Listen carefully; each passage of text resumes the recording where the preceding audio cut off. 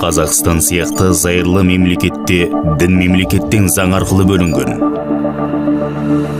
Сіз кез келген дінді сеніп құлшылық ете аласыз. Алайда сіз діни негіздегі экстремизм мен терроризм туралы естіген боларсыз. Бірақ бұған діннің қандай қатысы бар? Көбіне экстремизм мен терроризм үшін деструктивті діни ағымдар қалқан болады.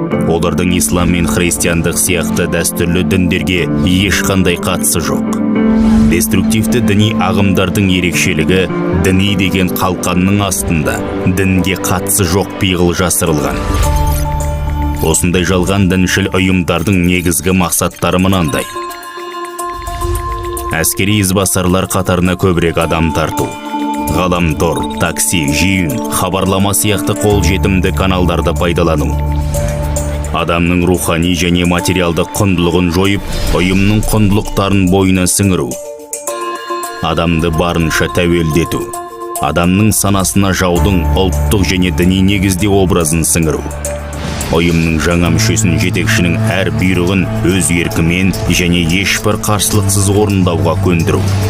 Осылайша ізбасарлар әскері құрылып, олар террористік ұйымдардың әскеріне айналады. Ал жалған дін сабақтары мұндай ұйымдардың жоспарын жүзеге асыру құралына ғана айналады. 2016 жылдың жазында Алматы мен Ақтөбеде болған терактілерді еске түсірейік. Терактілерді осындай экстремистік топтардың өкілдері ұйымдастырды. Нәтижесінде еш жазықсыз азаматтар зардап шекті. Қазақстан экстремизм ошақтарымен қоршалған. Сондықтан азаматтар осындай арам пиғылды ұйымның қалай пайда болғанын біліп, уысына түспеудің амалын жасау керек. Әсіресе үгітшілердің негізгі мақсатты аудиториясы саналатын 14 жастан 25 жасқа дейінгі жастар абай болуы тиіс. Экстремизмнің құрбанына айналып, жақындарың мен өз өміріңді қатерге тікпес үшін мына нәрселерді есте сақтау қажет. Қазақстан Республикасының аумағында адамның жынысы мен діні, ұлты, сеніміне қатысты қорлауға немесе жау болуға, жек көрушілікті білдіруге тыйым салынған.